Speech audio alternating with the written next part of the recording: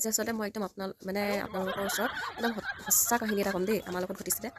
School যেতিয়া আমাৰ ছোৱালীহঁতক প্ৰথম স্কুলত নাম লগাই দিছিলোঁ, আপোনাৰ অংকৰ পৰা প্ৰাক প্ৰথমে তেনেকৈ 2 বছৰ আমি স্কুলত ৰৈ দিওঁ দেই।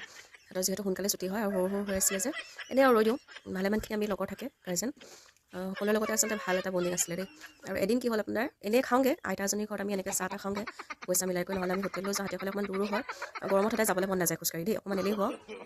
তাৰপিছত এদিন এজনীয়ে ক'লে, এই আমুকৰ ঘৰলৈ বৰকৈ মাতি থাকে, যাওঁ ব'লে আজি চাহ অকণমান খাবলৈ সদায় মাতি থাকে। তাৰপৰা আমিও ভাবিলোঁ, হয় আজি সময়টো হ'ল, চাহ তাহ খোৱাও নহ'ল, মিলোৱাও নহ'ল, সিহঁতৰ ঘৰলৈকে যাওঁগৈ। এনেও চাহ খোৱাবই আৰু। তাৰপৰা গ'লোঁ, গৈ বহিলোঁ।